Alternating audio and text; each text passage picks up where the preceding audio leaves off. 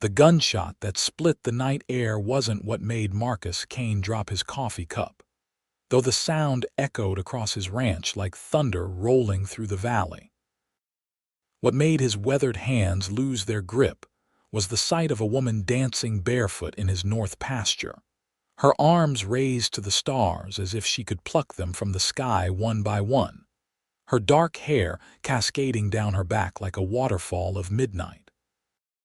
It was September 1878, and in all his 32 years living in the high desert country outside Las Vegas, New Mexico territory, Marcus had never seen anything quite like her. He stood on his porch, the shattered cup forgotten at his feet, and watched her spin and sway to music only she could hear. The moonlight painted her white dress silver, and for a moment he wondered if he'd finally lost his mind after 5 years of solitary living. His nearest neighbor was 10 miles away, and the town was even farther. No stagecoach came this way anymore, not since the railroad changed routes 2 years back. So where had she come from, this dancing ghost in his pasture?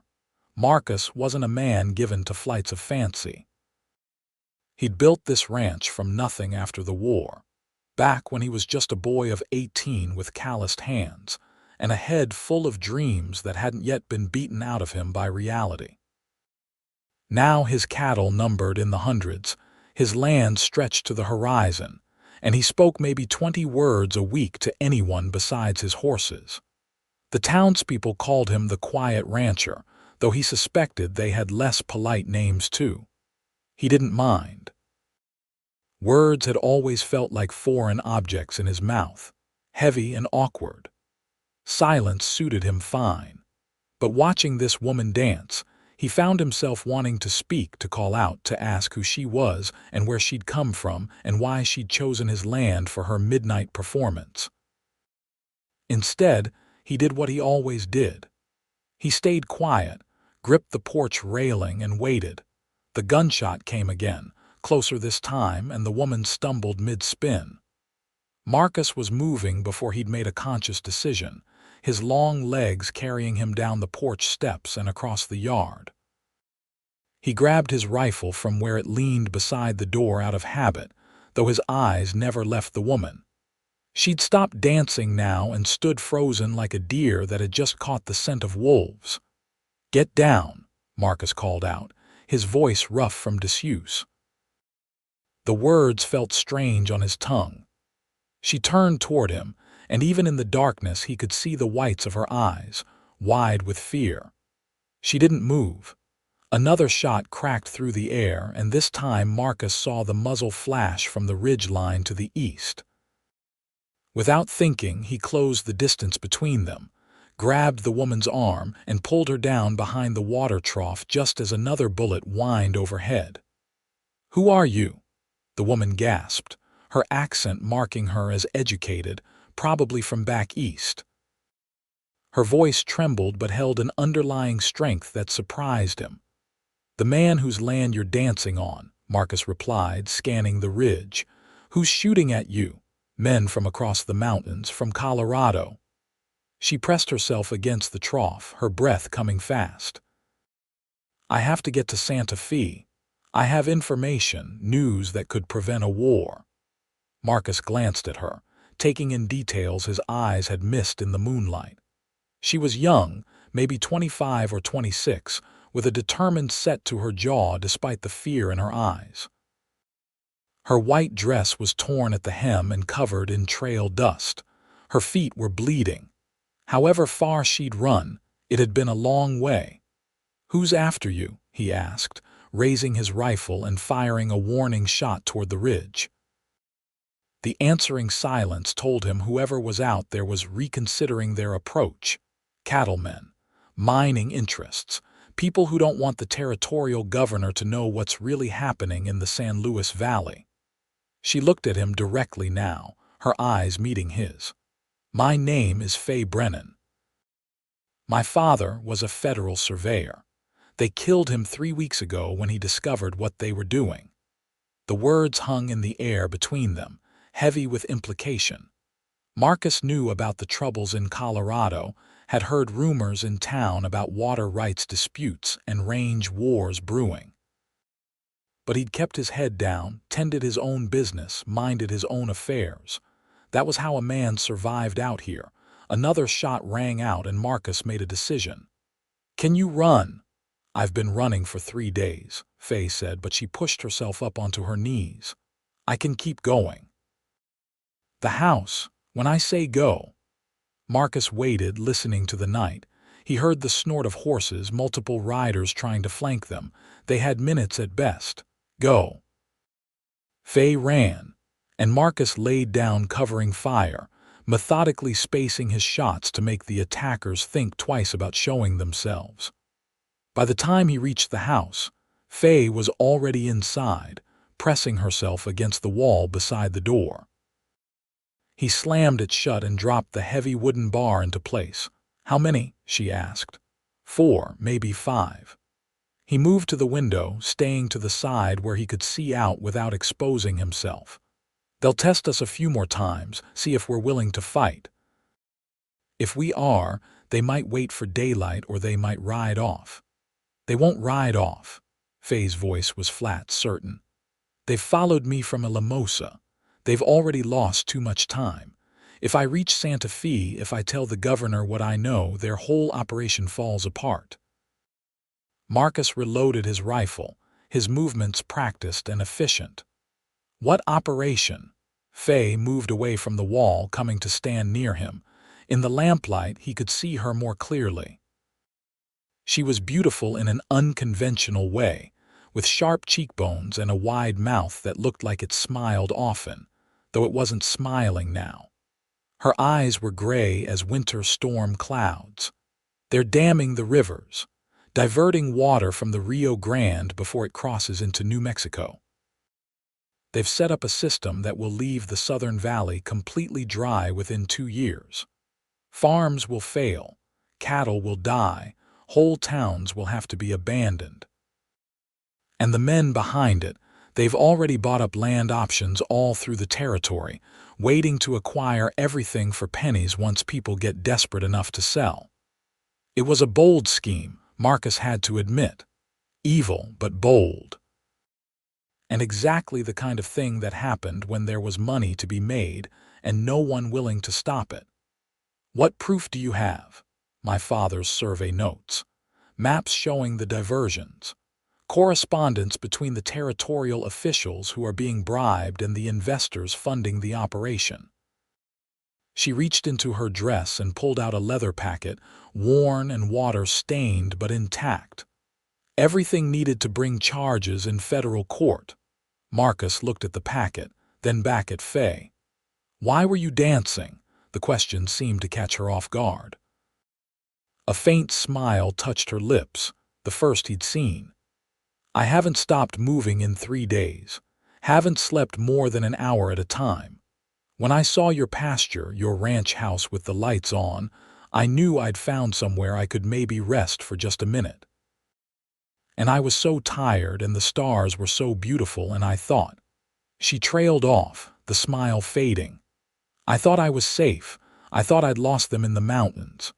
"You probably did," Marcus said. "They likely picked up your trail again from the springs about 2 miles east. Only water for 20 miles in any direction." He glanced out the window again. No movement, but he could feel them out there, waiting. "We need to talk about what happens next." "I keep moving," Faye said immediately. "I can't bring this trouble to your door." "You've already done more than anyone could ask. If you could spare a horse, some water, I'll leave before dawn and draw them away from here." "They'll run you down inside of an hour," Marcus said flatly. "You're exhausted, hurt, and alone. Best case, they kill you quick. Worst case—" He didn't finish. They both knew what the worst case looked like. "Then what do you suggest?" Marcus was quiet for a long moment, thinking. He wasn't a hero, had never wanted to be. After the war, after watching boys younger than him die in mud and blood and chaos, he'd sworn he was done with other people's battles. He'd find his own patch of land, raise his own cattle, live his own quiet life. For 14 years, he'd kept that promise to himself. But standing in his house with this exhausted, determined woman and her packet of papers that could prevent a war, he found that promise wearing thin.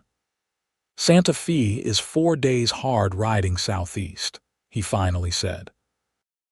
"Las Vegas town is closer, but if there are territorial officials involved, we can't trust the local law.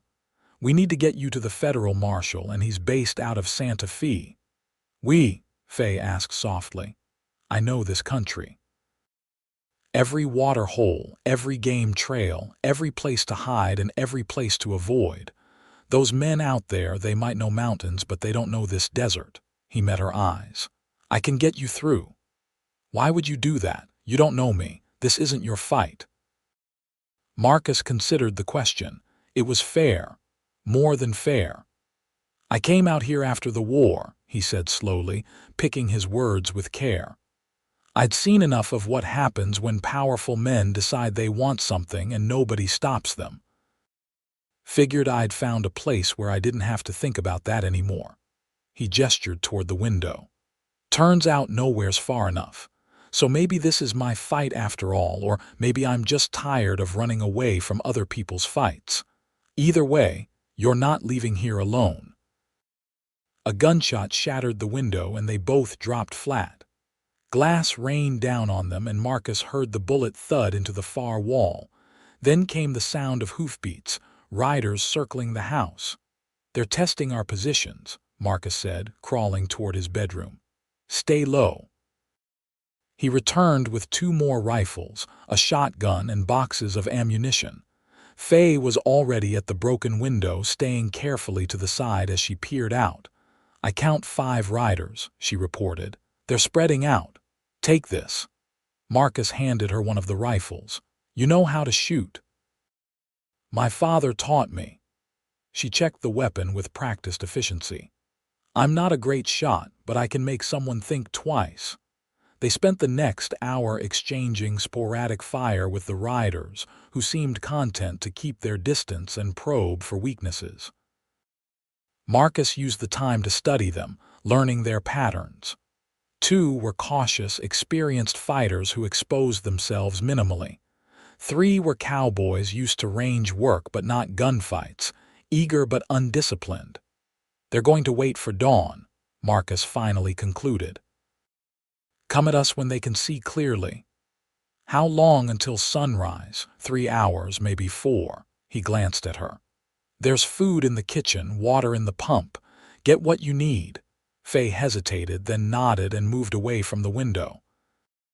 Marcus heard her in the kitchen, the familiar sounds of someone moving through a space and making it temporarily theirs. It was strange having another person in his house. He'd gotten used to the silence, the solitude. But it wasn't unpleasant, this sudden intrusion of life into his ordered existence. She returned with coffee and cold biscuits, settling down beside him on the floor with her back against the wall. They ate in silence for a while, listening to the occasional movement of horses and men outside. "Tell me about your father," Marcus said finally. The words surprised him. He wasn't given to curiosity about other people's lives, but something about this woman made him want to know more. Faye was quiet for so long he thought she might not answer. Then she said, "He was a good man. Honest. He believed in the law, in doing things the right way. When he found evidence of the water diversion scheme, he could have looked the other way, could have accepted the bribe they offered, could have lived comfortably for the rest of his life."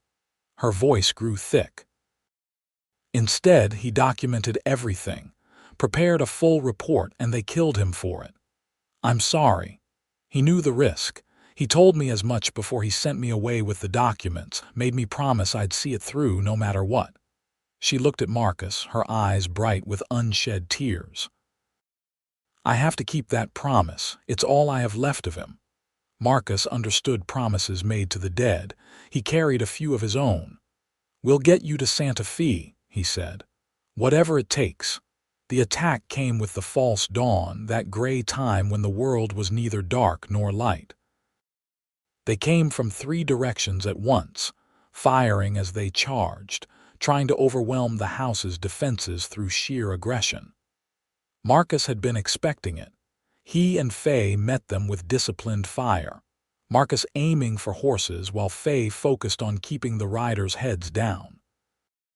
The shotgun spoke twice and one mount went down screaming, throwing its rider hard. Another horse wheeled away, blood streaming from its shoulder. The charge broke, the riders retreating back beyond rifle range. "Anyone hit?" Marcus called out. "I'm fine," Faye replied, already reloading. Her hands were steady, her face composed. Whatever fear she felt, she wasn't letting it control her. They waited through the sunrise, watching the men regroup. One was limping badly.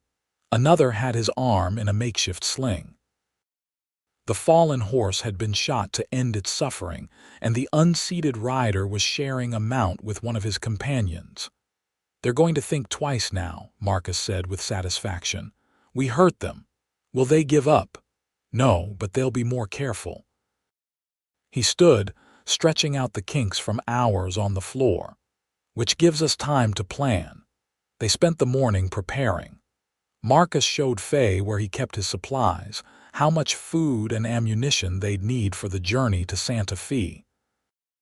He selected his 3 best horses, animals he'd raised from colts who knew his voice and trusted his hands. He packed saddlebags with jerky, hardtack, coffee, and dried beans. He filled every canteen and water skin he owned. The men outside maintained their distance, watching the house.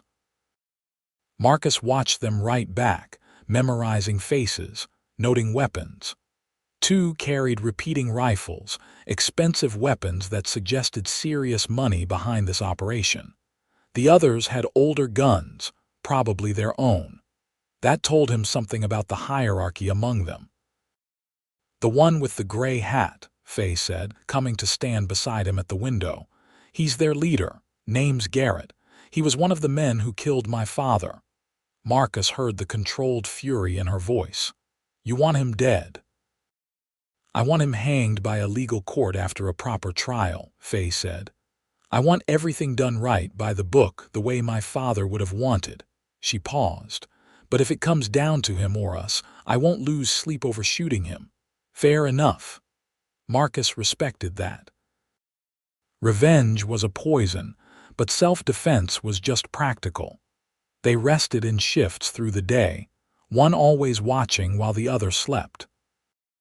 Marcus took the first watch, sitting at the window with his rifle across his knees while Faye lay down on his bed, fully clothed, and fell almost immediately into exhausted sleep. He studied her in the filtered sunlight, this woman who danced under his stars and brought trouble and purpose back into his carefully controlled life. She was beautiful, yes, but that wasn't what held his attention. It was the strength he saw in her, the determination that kept her moving when exhaustion should have dropped her in her tracks. It was the way she'd checked that rifle, steady hands and clear eyes, despite everything she'd been through. It was the loyalty to her dead father that drove her forward into danger instead of somewhere safe. Marcus didn't believe in fate or destiny or any of that nonsense. But he believed in moments that changed things, points where a life could pivot in a new direction. Watching Faye sleep, her dark hair spread across his pillow and her torn white dress still dusty from 3 days of running, he wondered if this was one of those moments for him. When she woke a few hours later, she found him making plans at the kitchen table, sketching routes and noting landmarks. "We leave tonight," he said without preamble. "Around midnight, moon will be nearly full, give us enough light to move fast.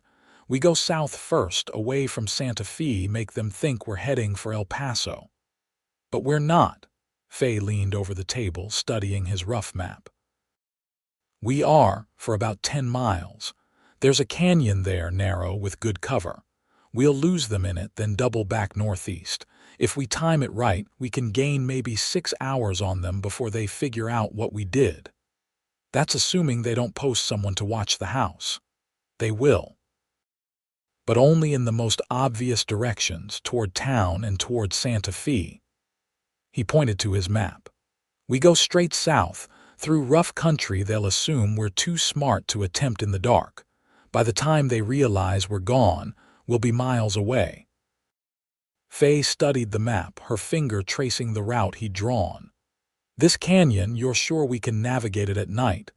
I've ridden it 100 times. I know every rock and turn. He met her eyes. Trust me. I do, she said simply, and something in Marcus's chest tightened at the words. They spent the remaining hours of daylight making final preparations. Marcus wrote a letter to his foreman, a reliable hand who lived in town and checked on the ranch twice a week. He explained he'd be gone for at least a week, maybe 2, and left instructions for the cattle and horses. He didn't explain why he was leaving. Some things were better kept private. As the sun set, they shared a final meal, finishing off the last of the fresh food that wouldn't keep on the trail. Faye had cleaned up as best she could with water from the pump, and changed into clothes Marcus had scrounged from an old trunk, trousers, and a shirt that had belonged to his younger brother before the fever took him. They were too big on her, but she'd rolled up the sleeves and cuffs, and they'd serve for hard riding. Thank you, she said suddenly, looking at him across the table. I know I said it before, but I need you to understand how much this means. You're risking everything to help me, and you barely know me. Marcus shrugged, uncomfortable with gratitude. Seemed like the right thing to do.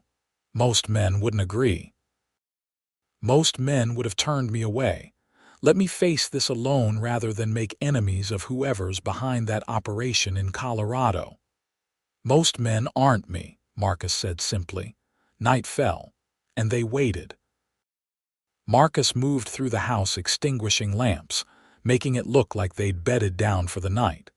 He left one lantern burning in the bedroom, low and steady, visible through the window to anyone watching.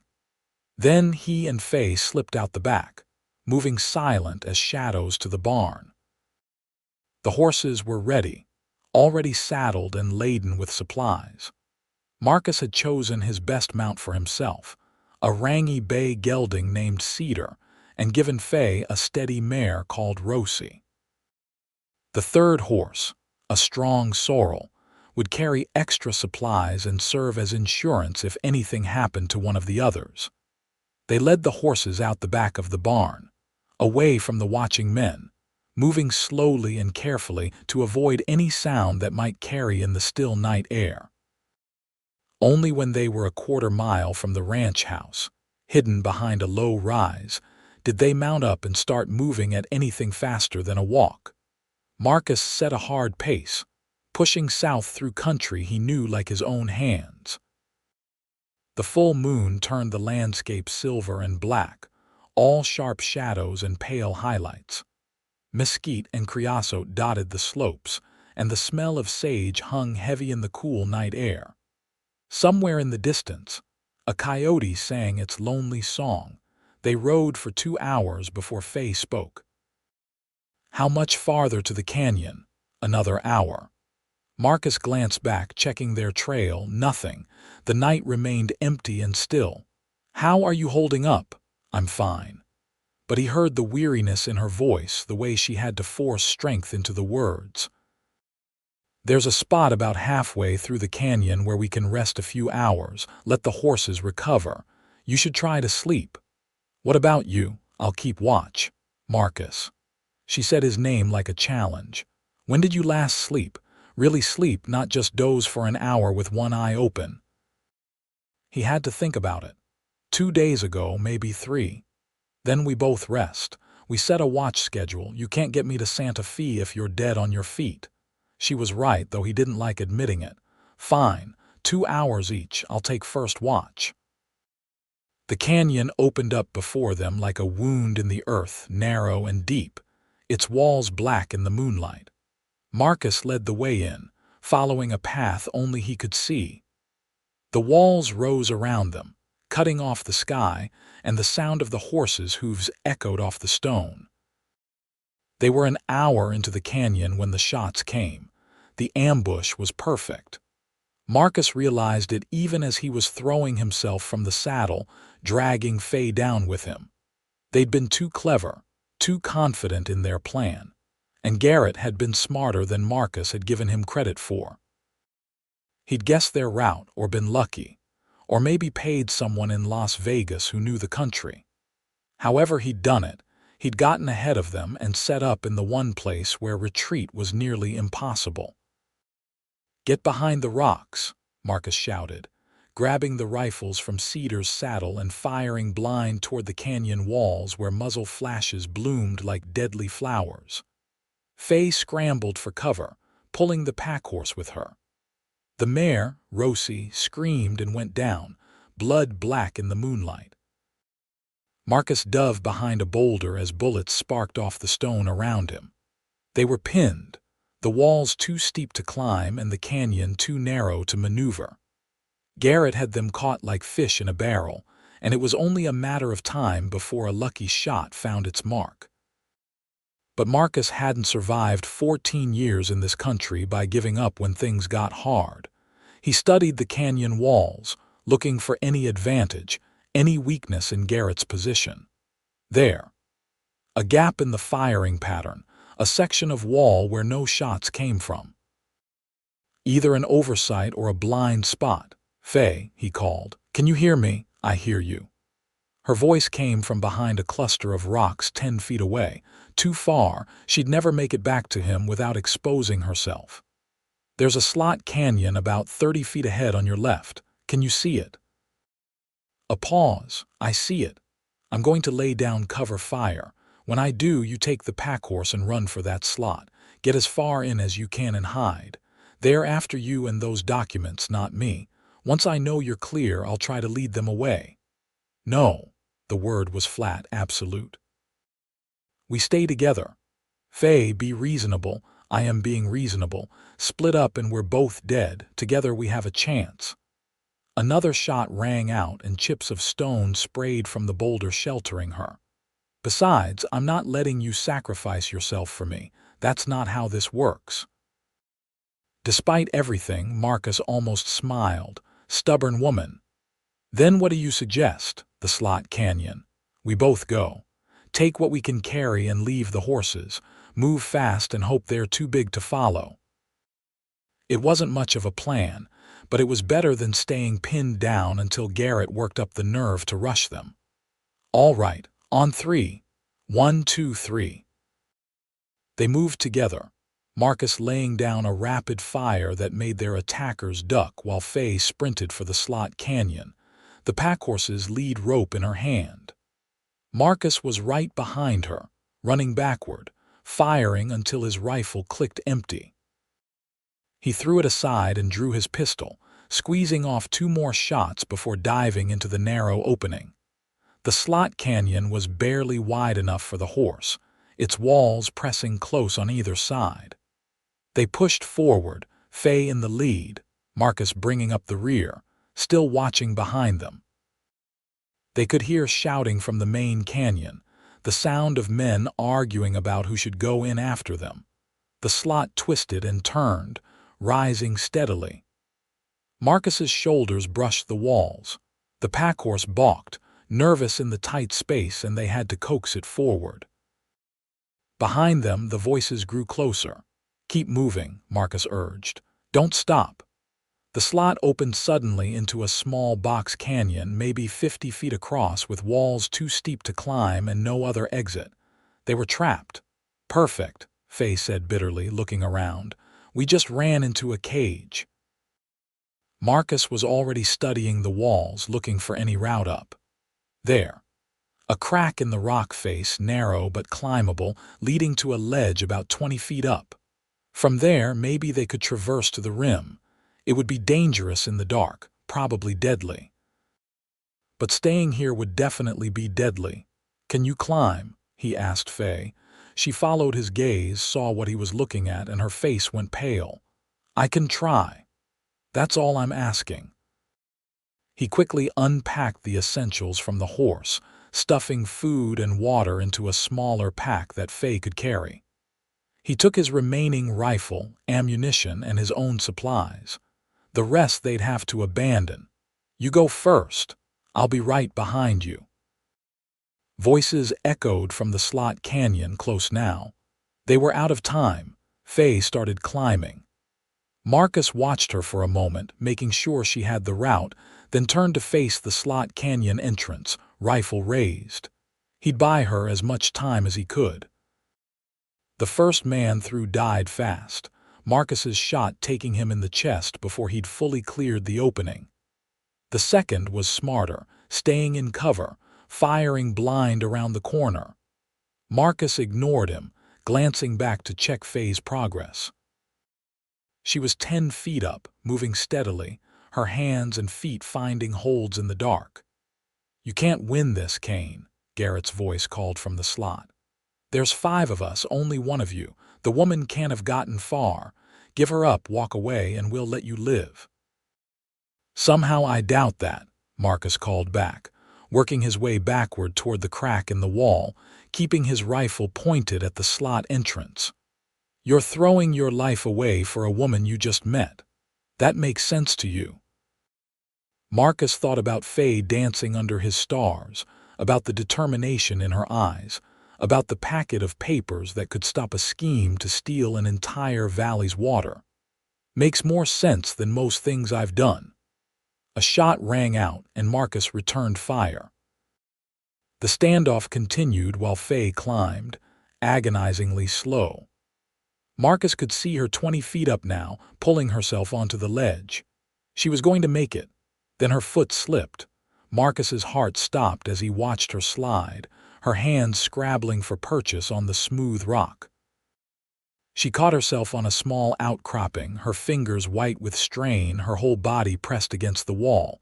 For a moment she just hung there, frozen. Then, slowly, she started climbing again. "Faye," Marcus called softly, "you're doing fine, just keep moving." She didn't answer, focusing all her attention on the climb. Marcus could see her shaking, exhaustion and fear finally catching up with her. But she kept going, inch by painful inch, until finally she pulled herself onto the ledge and lay there, gasping. "Your turn," she called down, her voice thin. Marcus looked at the slot canyon, at the men waiting there for him to give them an opening, then at the crack in the wall. He'd have to turn his back on Garrett to climb, leave himself completely exposed. But there was no choice. He slung his rifle across his back, took a breath, and started up. The first shot came immediately, the bullet striking the wall inches from his hand. Marcus climbed faster, his fingers finding holds through memory and instinct more than sight. Another shot, this one tugging at his shirt. He didn't look down, didn't think about the drop below or the men trying to kill him. He just climbed. Faye was reaching down to him, her hand extended. "Come on, Marcus, almost there." He stretched, his fingers brushing hers, and then a bullet struck the wall beside his head and rock fragments tore into his cheek. He jerked back involuntarily, lost his grip, and for one terrifying second he was falling. Then Faye had his wrist, both her hands locked around it, her whole body braced against his weight. "I've got you," she gasped. "Climb." Marcus got his feet under him, found a new hold, and pushed up. A moment later he was on the ledge beside Faye, both of them pressed against the wall while bullets sparked off the rock around them. "The traverse," Marcus panted, pointing along the ledge. 50 feet and we can reach the rim." They moved carefully, sideways, their backs to the wall and their faces to the canyon floor below. The ledge was narrow, barely wide enough for one person, and in places it crumbled under their weight, sending small avalanches of stone rattling down. Below, Garrett and his men had spread out, trying to get angles on them, but the overhang protected them from most shots. Halfway across, Faye's foot went through a weak spot in the ledge. She gasped, windmilling her arms, and Marcus grabbed her, pulling her close. For a moment they stood frozen, pressed together, both breathing hard. "Thank you," she whispered. "We're not safe yet." But he didn't let go immediately, and neither did she. They reached the end of the ledge as the sun was beginning to lighten the eastern sky. A scramble up a steep but manageable slope, and they were on the rim, lying on solid ground and trying to catch their breath. Below, they could hear Garrett cursing, his voice echoing off the canyon walls. "They'll have to go back the way they came," Marcus said, sitting up and checking his rifle. "Canyon dead ends. By the time they get around to this side, we can be miles away." "On foot," Faye pointed out. "Without horses, without most of our supplies." "Still alive," Marcus countered, "and still ahead of them. That counts for something." Faye smiled, and even exhausted and covered in rock dust, she was beautiful. "I'm starting to see why you've survived out here so long. You're stubborn. Coming from you, that's rich." They rested for half an hour, sharing water and hardtack, watching the sun paint the desert in shades of gold and red. Below, they could see Garrett and his men retreating through the slot canyon, heading back to their horses. Marcus studied their movements, counting heads. Still 5. Nobody hurt in the ambush except the man he'd shot in that first moment, and he wasn't moving anymore. 4, then. Better odds than they'd had. "How far to Santa Fe on foot?" Faye asked. 3 days, maybe 4, depending on how fast we move and how much trouble we run into." Marcus stood, shouldering his pack. "There's a ranch about 10 miles northeast of here. Fellow named Rodriguez, runs sheep. We've done some trading over the years, enough that he might sell us horses, or at least not shoot us for trespassing. And if Garrett figures out where we're going, then we deal with it." Marcus offered her his hand, pulling her to her feet. One problem at a time. They walked through the morning, following game trails and dry washes, staying to cover wherever possible. The sun climbed high and hot, and the desert shimmered around them. Marcus set a steady pace. Not too fast, but not stopping either. The kind of rhythm that ate up miles without burning out the people doing the walking.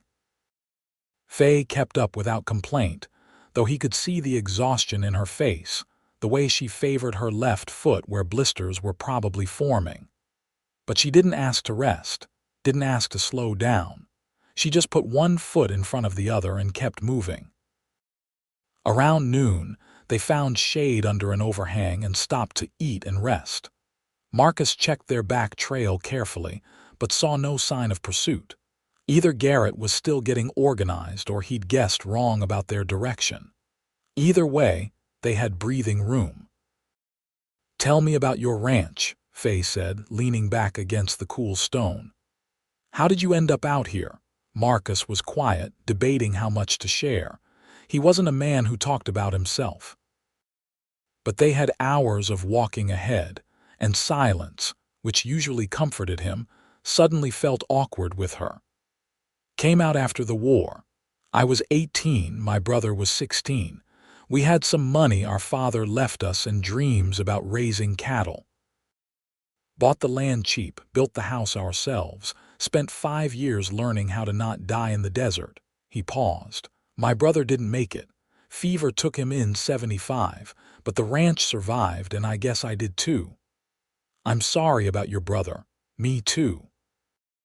Marcus took a drink from his canteen, letting the warm water wash the dust from his throat. "What about you? How does a federal surveyor's daughter end up running for her life across the territory?" "I didn't plan on it," Faye said with a bitter little laugh. "I was supposed to go back east after my mother died, live with her sister in Boston, become a proper lady. But my father needed help with his work, and I'd rather map rivers than attend tea parties. So I stayed. Learned surveying, learned the land, learned to shoot and ride and survive out here." Her voice softened. "I thought we were safe, thought the law meant something, that people couldn't just kill a federal official and get away with it. I was naive." "The law means something," Marcus said. "Just has to be enforced. That's what we're doing, getting you to Santa Fe." making sure those men answer for what they did. You really believe that? I have to. He met her eyes. Otherwise, what's the point? We just let the strong take what they want and the weak suffer. That's not the world I want to live in. Faye studied him for a long moment, something shifting in her expression. You're not what I expected. What did you expect? I don't know. A rancher living alone in the middle of nowhere, I figured you'd be more. She trailed off, searching for words. Rough, uncivilized. Something like that, she smiled. But you're not. You're kind, thoughtful. You think before you speak, and when you speak, it matters. Marcus felt heat rising in his face, uncomfortable with the praise. I'm just a man trying to do right. That makes you better than most. They reached the Rodriguez ranch as the sun was setting. A modest spread of adobe buildings nestled in a valley where a spring provided reliable water. Sheep dotted the hillsides, white shapes in the gathering dusk. Dogs barked as they approached, and a man emerged from the main house, rifle in hand. Marcus Kane, Rodriguez called out, his accent flavoring the words. What brings you to my land? And who is this with you? Trouble, Marcus admitted. The kind I'd rather not bring to your door, but we need help. Rodriguez studied them both, taking in their exhausted state, their minimal supplies, the determination in their faces. Then he lowered the rifle and gestured toward the house. Come, we'll talk inside. Over a meal of mutton stew and fresh bread, Marcus explained the situation in broad terms. Men chasing them, need to reach Santa Fe, willing to pay well for horses and supplies. He didn't mention the water scheme or the documents Faye carried. Some things Rodriguez was better off not knowing. The sheepman listened, asked a few pointed questions, and finally nodded. I can sell you 2 horses. Not my best, I need those, but good enough to get you where you're going. Supplies too, food and water, but the price is high. Dangerous times, dangerous business. How high? Rodriguez named a figure that would take most of the money Marcus had on him, but they had no choice. Done. There's something else, Rodriguez said, his weathered face serious. Men came through here yesterday asking about strangers, 5 of them led by a man with a gray hat. I told them nothing, but they'll be back. You should leave before dawn, go north toward the river before turning east. They'll expect you to head straight for Santa Fe. North adds a day to our journey, Marcus said. Better a day longer than running into their guns. Rodriguez stood. You can sleep in the barn, stay out of sight. I'll have the horses ready before first light. That night, lying in the sweet-smelling hay with Faye curled up a few feet away, Marcus found sleep elusive. He kept thinking about the past 2 days, about how completely his quiet life had been upended by this woman dancing under his stars. About the way she'd grabbed his wrist when he was falling, held on with all her strength even though pulling him up could have dragged her down too. About the trust in her eyes when she said she believed in him.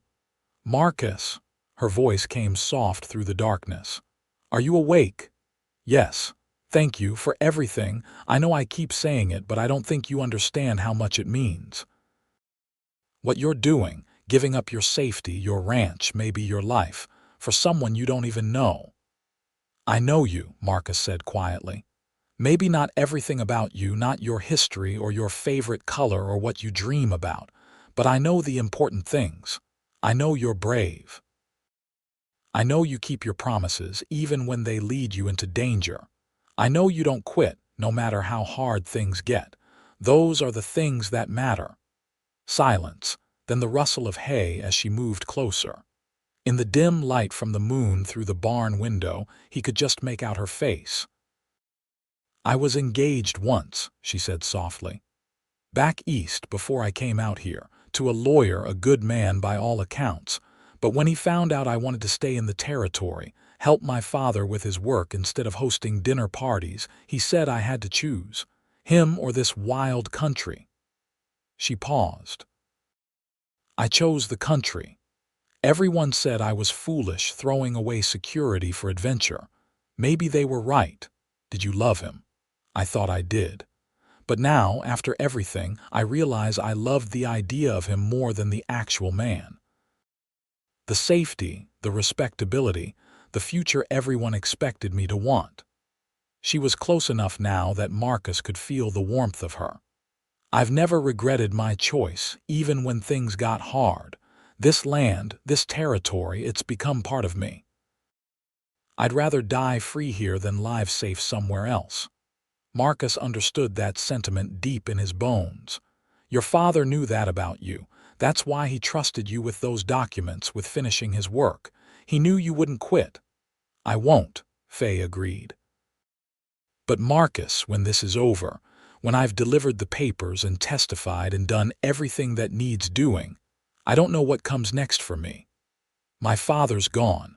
I have no home, no work waiting. I'll have to figure out who I am and where I belong. You'll figure it out, Marcus said with certainty. Someone like you, you'll find your place. She was quiet for a moment, then said something that made Marcus's heart race. Maybe I already have. Before he could respond, before he could even process what she'd said and what it might mean, she'd closed the distance between them and kissed him. It was soft and tentative at first, a question more than a statement. Marcus froze, surprised, then felt something unlock in his chest as he kissed her back. When they finally pulled apart, both breathing hard, Faye rested her forehead against his. I'm sorry. That was forward of me. But we might die tomorrow or the next day, and I couldn't stand the thought of not knowing what this felt like. Don't apologize. Marcus's voice was rough. I've been wanting to do that since I saw you dancing in my pasture. Really? She sounded surprised. You barely spoke to me. I'm not good with words, but that doesn't mean I don't feel things. He cupped her face in his hand, calloused fingers gentle against her skin. Faye Brennan, you've turned my whole world upside down in 2 days. I don't know what happens next, or where this leads, but I know I don't want to lose you. Then don't, she whispered and kissed him again. They left before dawn, mounted on 2 solid horses that wouldn't win any races but would cover ground reliably. Rodriguez had packed their saddlebags with enough supplies for a week, and Marcus had paid him every dollar he had plus a promise to send more once he returned to his ranch.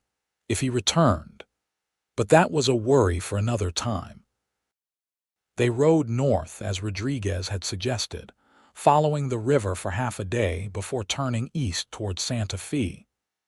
The country grew more rugged, mountains rising in the distance, their peaks still touched with snow despite the late season.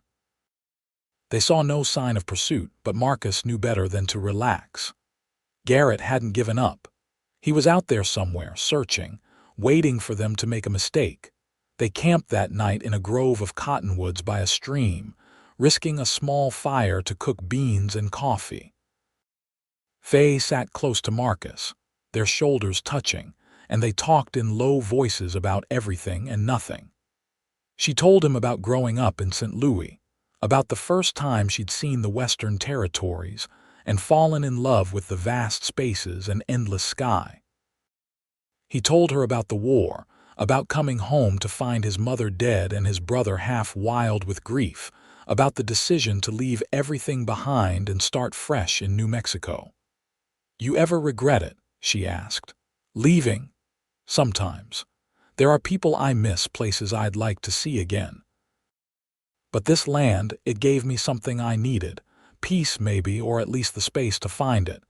And now I've destroyed your peace. She sounded regretful. You've given me something better, Marcus said, taking her hand. Purpose. Direction. A reason to be something more than just a man watching his cattle graze and waiting to grow old. That sounds lonely. It was, he admitted. I just didn't let myself see it. She leaned her head on his shoulder, and they sat like that as the fire burned down, watching stars emerge in the darkening sky. Marcus thought about choices and chances, about how one moment could change everything. 2 days ago, he'd been alone. Now he sat with a woman who made him want things he'd long since given up on. Companionship, partnership, love. It was fast, too fast by any reasonable measure. But nothing about this situation was reasonable. And Marcus had learned in the war that when death could come at any moment, you didn't waste time on gradual courtship and cautious feelings. You grabbed hold of what mattered and held on tight. They reached Santa Fe late on the 4th day after leaving Rodriguez's ranch, riding into the town as the sun was setting. The territorial capital sprawled before them, adobe buildings glowing gold in the evening light, the plaza bustling with people ending their day. It was the largest town Marcus had been to in years, and the press of humanity made him uncomfortable after so long in isolation. The federal building is on the north side of the plaza, Faye said, straightening in her saddle despite her exhaustion. Marshall's office is on the 2nd floor. They dismounted and tied their horses, then made their way through the evening crowd. Marcus kept his hand near his gun, his eyes scanning for threats. They'd made it this far, but Garrett could still be out there, waiting for one last chance to stop them. The marshal's office was closing up for the day when they arrived. A young deputy was about to lock the door when Faye stopped him. "I need to see Marshal Thompson. It's urgent federal business." The deputy looked them over, taking in their trail-worn clothes and exhausted faces. "Marshall's gone home for the day. Come back tomorrow." "This can't wait until tomorrow." Faye's voice carried an edge of steel. "I'm Faye Brennan, daughter of federal surveyor Harold Brennan.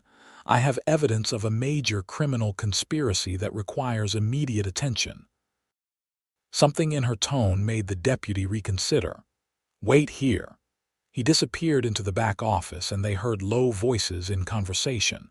A moment later, a tall man with silver hair and a marshal's badge emerged, his keen eyes assessing them both.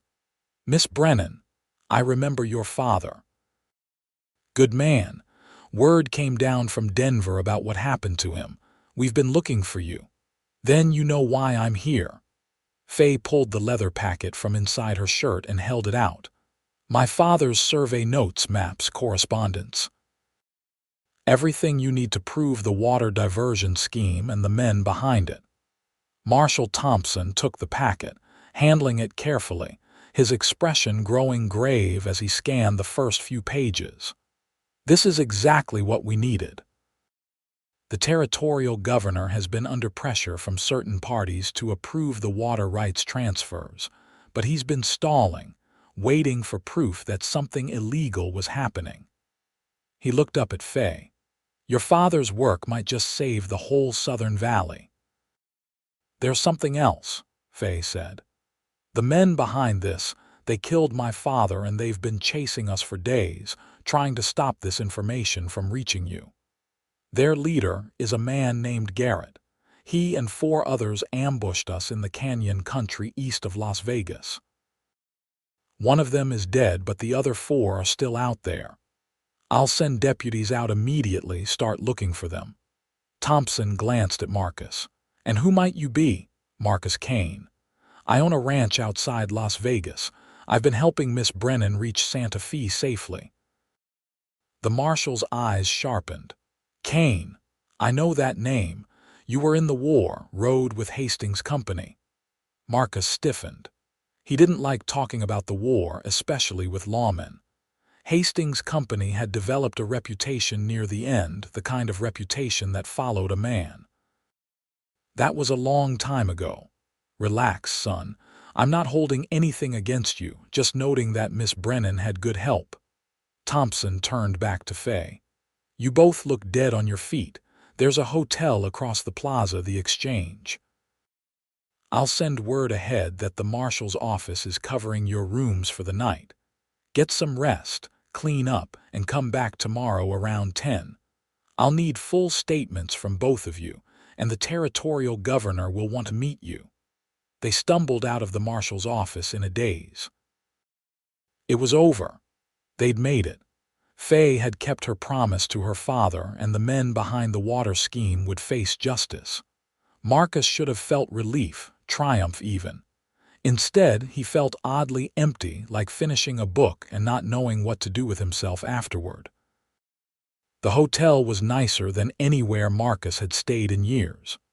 They took 2 rooms side by side, and the desk clerk promised hot water for baths and clean clothes by morning. Marcus stood in his room, staring at the actual bed with its clean sheets and soft mattress, and felt completely out of place. He'd gotten used to the ground, to hardtack and trail coffee, to the simplicity of survival being the only goal that mattered. A knock at his door interrupted his thoughts.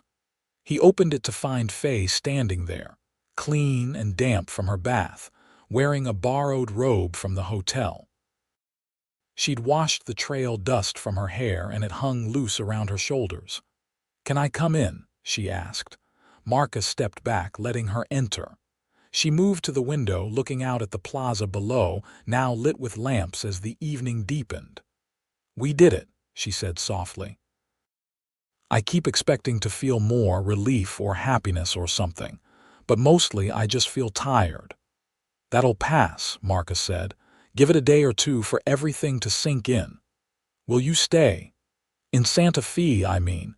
The marshal will probably need you to testify, help track down Garrett and his men." "I'll stay as long as needed."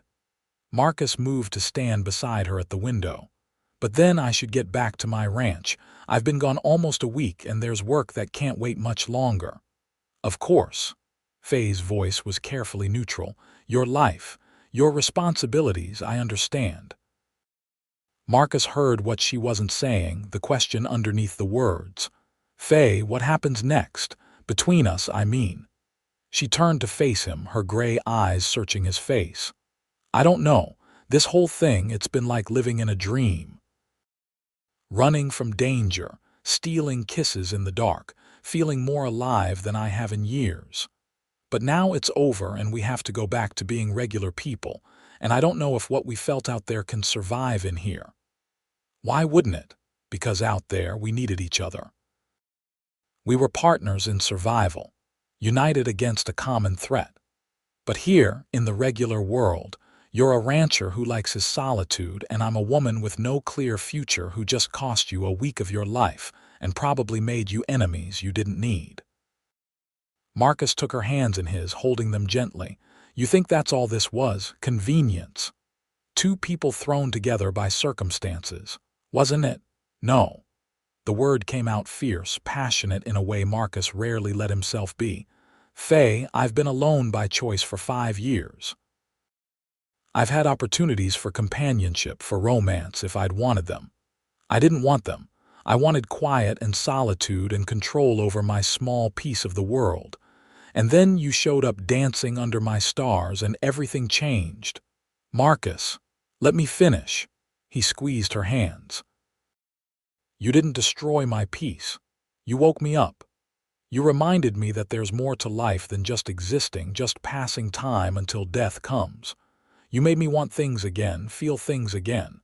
And yes, it happened fast, faster than makes any kind of sense. But sense isn't what matters.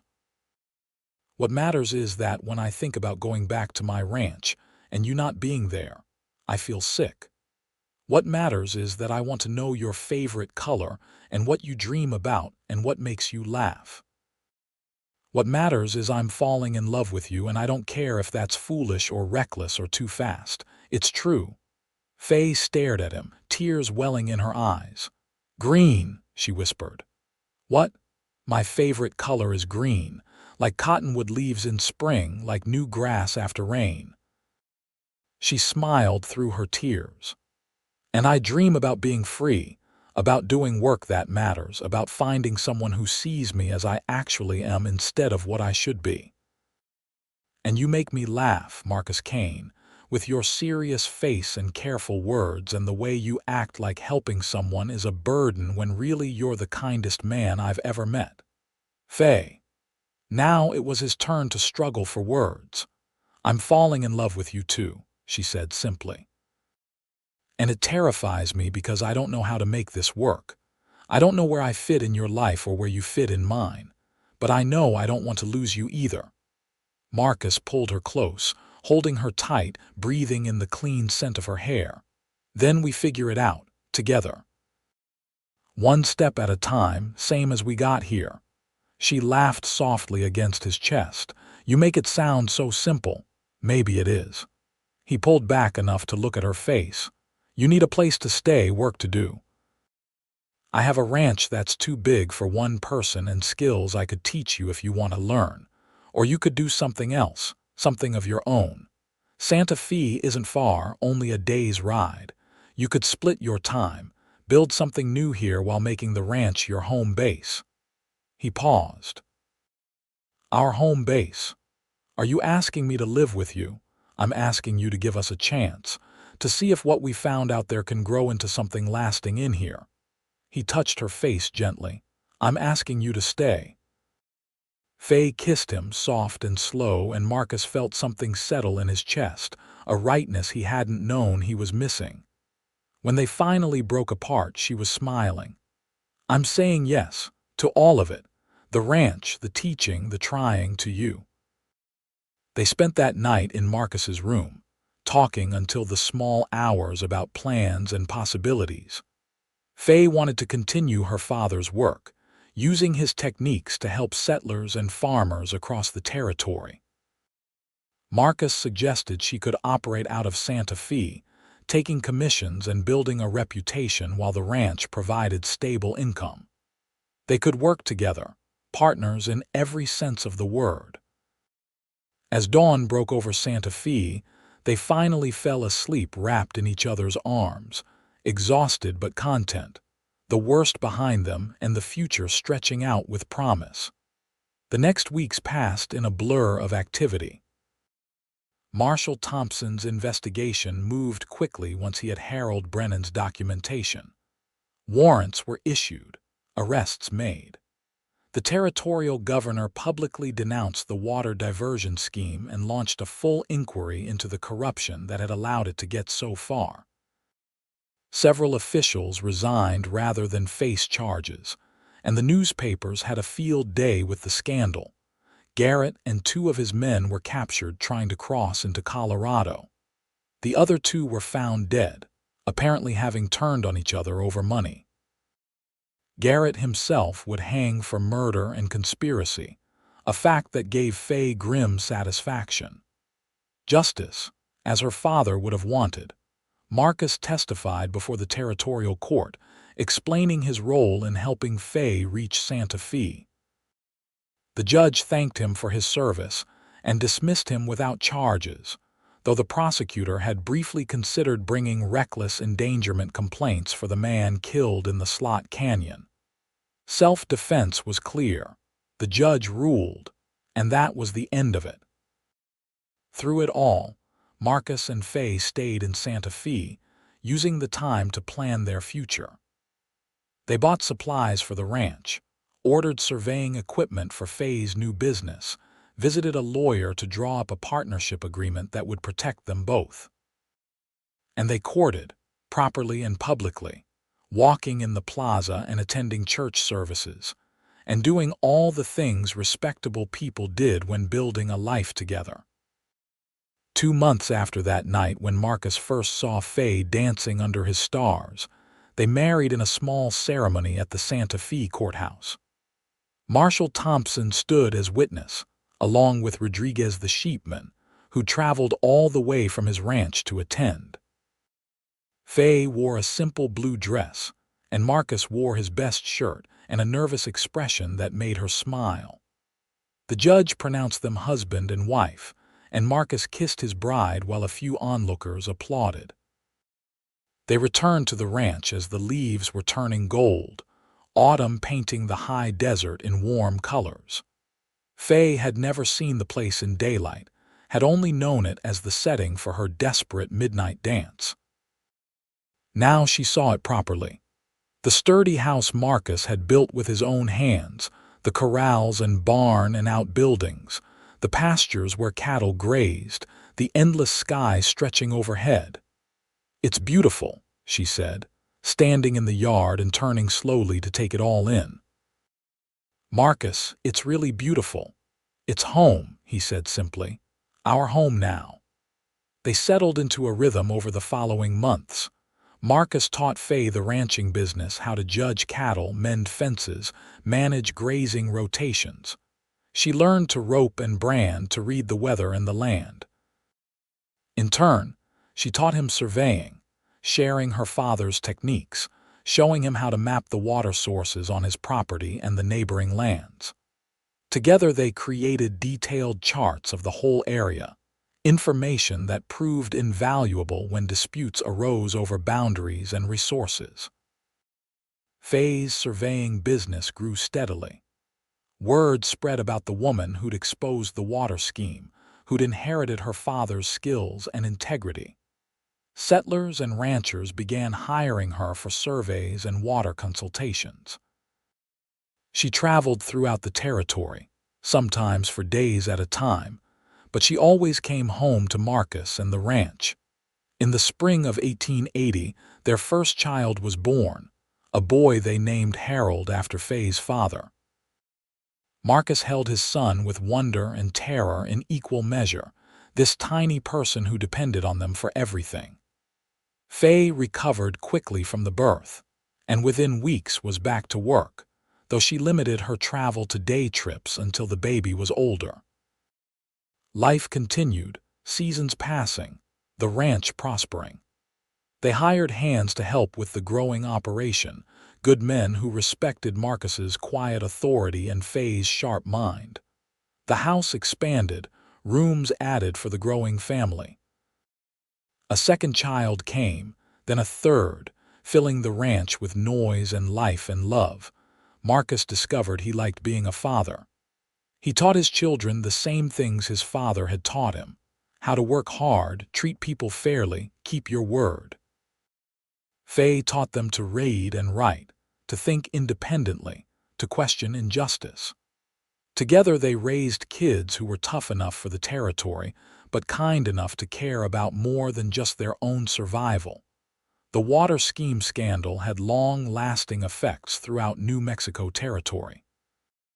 New laws were passed protecting water rights, federal oversight was increased, and Harold Brennan's name was remembered as the man who tried to stop a disaster. His daughter ensured his work lived on, using the techniques he developed to help dozens of communities manage their water resources sustainably. Marcus's ranch became a landmark in the area, the place where the quiet rancher and his surveyor wife built something solid and lasting. People came to them for advice on everything from cattle to water management, to how to build a marriage that could weather the challenges of frontier life. Marcus never quite got comfortable with the attention, but he learned to tolerate it for Faye's sake. On their 10th anniversary, they stood on the porch where Marcus had first seen Faye dancing, watching the sunset paint the sky in shades of fire. Their children played in the yard, their voices carrying on the evening air. The ranch stretched around them, prosperous and peaceful. "Do you ever regret it?" Faye asked, leaning against Marcus's shoulder. "Giving up your quiet life for all this chaos?" Marcus looked at the playing children, at the woman beside him who'd turned his world upside down, at the life they'd built together from that one chance encounter under the stars. "Not for a second," he said, and meant it with everything in him. "Good." She smiled up at him. "Because I have news. We're going to have another baby." Marcus laughed, the sound still surprising him after all these years. Faye had taught him to laugh, among other things. She'd taught him to love, to trust, to believe in possibilities he'd long since given up on. All from one moment, one choice, one woman dancing under his stars. "Well then," he said, pulling her close, "I guess we'll need to add another room to the house." "I guess we will." Faye kissed him, soft and sweet, the kind of kiss that still made his heart race even after a decade together. "Thank you, Marcus, for seeing me that night, for helping me, for loving me, for giving me a home." "Thank you for dancing in my pasture," Marcus replied. "Best thing that ever happened to me." They stayed on the porch as the stars emerged, those same stars that had witnessed the beginning of their story. The night was peaceful, the ranch quiet except for the sounds of children and cattle and the wind moving through the grass. It was the life Marcus had dreamed of when he first came to New Mexico all those years ago, though he hadn't known it then. He'd thought he wanted solitude, but what he'd really needed was this: purpose, family, love. The fourth child, a daughter they named Claire, was born in the winter of 1881. She had her mother's gray eyes and her father's quiet nature. She would grow up to become a teacher, helping establish schools throughout the territory. But that was far in the future. For now, she was just a baby, cradled in her father's arms while her mother rested and her siblings crowded around to see their new sister. As the years passed, the ranch continued to grow. Marcus and Faye became pillars of the community, the people others turned to in times of trouble. They mediated disputes, extended credit during hard times, opened their home to travelers who needed a safe place to stay. Their reputation for fairness and integrity spread far beyond Las Vegas, throughout New Mexico, and into the neighboring territories. Faye's surveying work expanded beyond individual commissions. The territorial government hired her to map water resources across the entire territory, a massive project that took years to complete. She traveled extensively for the work, but Marcus always supported her, never asking her to choose between her career and their family. They made it work together, sharing responsibilities, covering for each other, building a true partnership. Marcus found that he enjoyed the social aspects of their life more than he'd expected. He would never be a chatty man, but he learned to appreciate good conversation, to value the connections they built with neighbors and friends. The ranch house saw regular visitors, people stopping by for advice or just company. It was never quiet anymore, but Marcus discovered he didn't miss the silence.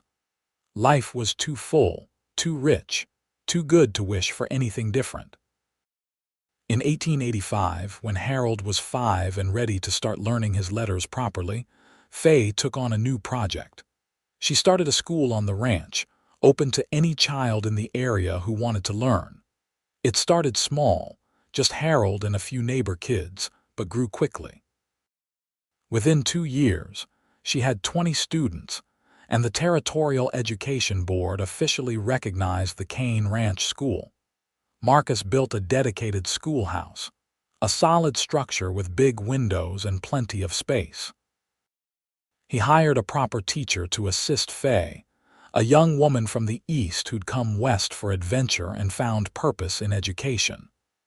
The school became another landmark, another way the ranch contributed to the community. The children grew. Harold showed an aptitude for ranching, following his father everywhere, learning the business from the ground up. The second child, Thomas, was more interested in his mother's work, poring over maps and survey notes, asking endless questions about water systems and geography.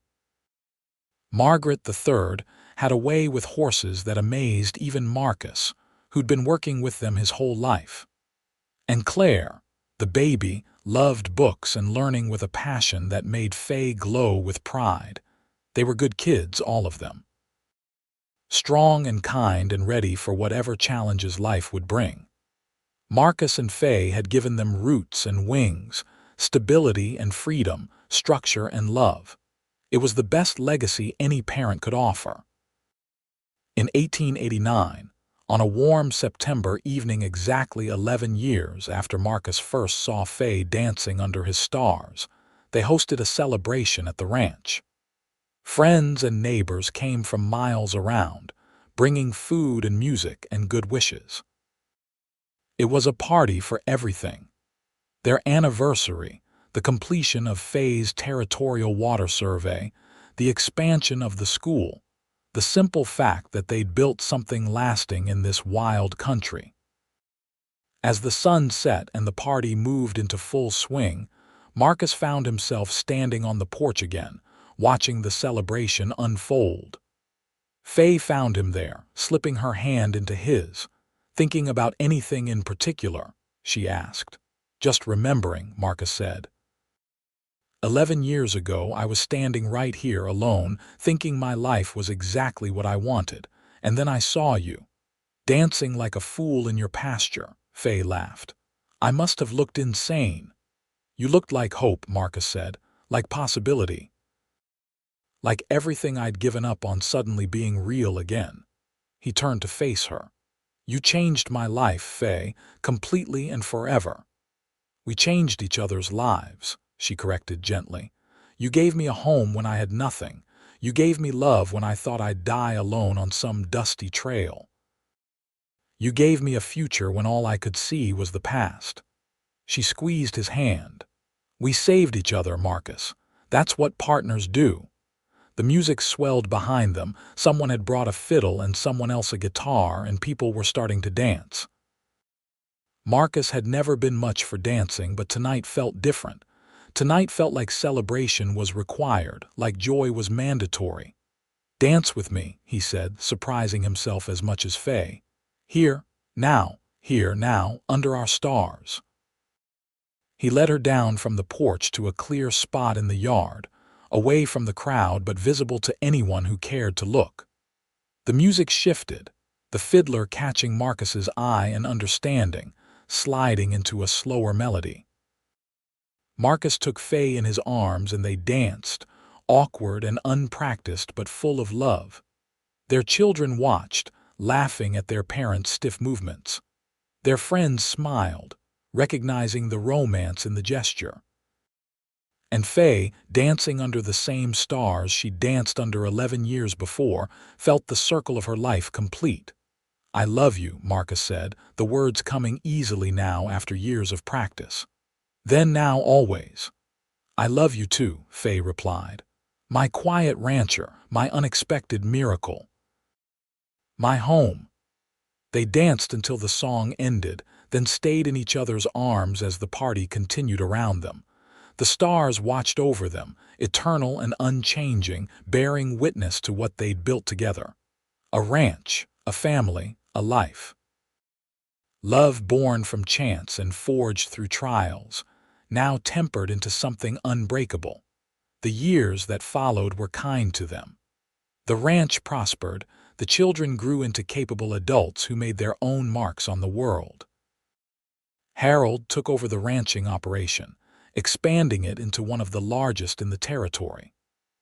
Thomas became a hydrological engineer, using his mother's survey work as the foundation for major water management projects throughout the Southwest. Margaret opened a horse breeding and training facility that attracted buyers from across the country. And Claire, true to her nature, founded a network of schools that brought education to the most remote corners of New Mexico. Marcus and Faye grew old together, their dark hair turning silver, their skin weathering like the land around them. But their love never aged, never diminished. If anything, it grew stronger, deeper, more essential with each passing year. In 1905, when they were both in their 60s and the 20th century was still new and full of promise, they sat on their porch on a September evening and watched the stars emerge. It had become a tradition, this annual remembrance of the night they met. Sometimes the children joined them, sometimes it was just the two of them. Tonight it was just them. 27 years, Faye said wonderingly. It seems impossible, feels like yesterday and forever ago all at once. Best 27 years of my life, Marcus said. His voice was rougher now, aged by time and weather, but still carried the quiet authority that had always defined him. Mine too. Faye leaned against him, fitting perfectly into his side the way she always had. Do you ever wonder what would have happened if I danced in someone else's pasture that night? No, Marcus said firmly, because you didn't. You danced in mine, that's all that matters. Ever the practical one, She smiled, reaching up to touch his face. "What would I do without you?" "Good thing you won't have to find out." They sat in comfortable silence as the night deepened, watching the same stars that had seen their beginning.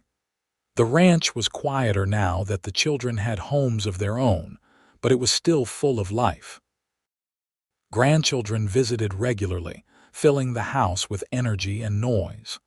The school still operated, teaching a new generation. The land continued to provide, fertile and generous under their careful stewardship.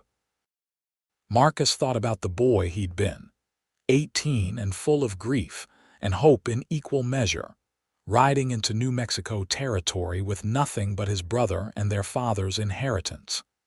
He thought about the years of building, of struggling, of learning to survive in this harsh, beautiful country. He thought about the night he'd seen a woman dancing in his pasture and made the choice to help her instead of turning away. Every moment had led him here to this porch, this woman, this life. Every choice, every challenge, every triumph and failure had been worth it for this. Contentment, purpose, love. "Thank you," he said suddenly. "For what?" "For dancing in my pasture, for trusting me, for staying." Marcus turned to look at her, this woman who'd given him everything. "For loving me." "Always," Faye said simply, and kissed him as the stars wheeled overhead.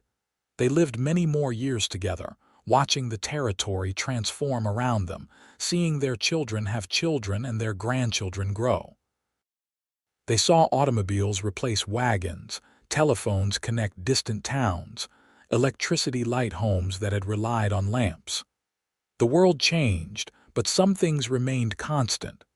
Love, family, the eternal stars, the land that had shaped them both. Marcus Kane died in 1920 at the age of 74, in the house he'd built with his own hands, surrounded by the family he'd helped create. His last words were, "I love you," spoken to Faye, and he went peacefully, ready for whatever came next. Faye followed him 2 years later, her heart simply giving up after 76 years of beating strong and true. She was buried beside Marcus on a hill overlooking the ranch, the same hill where she'd first danced under his stars. Their children and grandchildren stood at the graveside, mourning and celebrating in equal measure, knowing that what their parents had built would endure. The Kane Ranch continued for generations, becoming a legend in New Mexico history. The house where Marcus first saw Faye dancing was preserved, eventually turned into a museum dedicated to their lives and the early days of the territory. School children visited, learning about the quiet rancher and the surveyor's daughter who'd exposed corruption and built a legacy of integrity and service. But more than the ranch, more than the institutions and businesses they'd founded, Marcus and Faye's true legacy was the love they'd shared. It became a story parents told their children, a tale of how chance meetings could change everything, how love could bloom in the unlikeliest circumstances, how two people working together could build something lasting and true. On September evenings, when the air turned cool and the stars emerged bright and clear, people still talked about the night a woman danced in a rancher's pasture and changed both their lives forever. They talked about the chase across the territory, the fight to deliver justice, the choice to give love a chance. They talked about partnership and purpose, about finding home in another person. And sometimes, on those clear September nights, people claimed they could see two figures dancing under the stars on the hill overlooking the old Kane Ranch. Whether it was ghost or imagination or simple wishful thinking, no one could say. But the sight always made people smile, remembering that love, once true and deep enough, never really dies. It echoes forward through generations, inspiring others to take chances, to help strangers to believe in possibilities. Marcus Kane saw a woman dancing under his stars, and she carried news from beyond the mountains. But more than news, She carried hope, change, and love. And together, they built something that lasted far beyond their years, a story that proved the Wild West wasn't just about violence and survival, but also about finding connection in vast spaces, building homes in harsh lands, and discovering that sometimes the most important journeys begin with a single moment of unexpected grace. Their love story became legend, passed down through the generations, a reminder that in a hard country that demanded toughness, there was still room for tenderness. That in a time that valued independence, there was still space for partnership. That under the same stars that had witnessed countless struggles and losses, love could still bloom, grow, and endure. The ranch stood for generations, a testament to what two people could build together. The schools Faye started continued teaching children. The water management systems she'd surveyed still served communities throughout the Southwest. Marcus's ranching techniques influenced generations of cattlemen.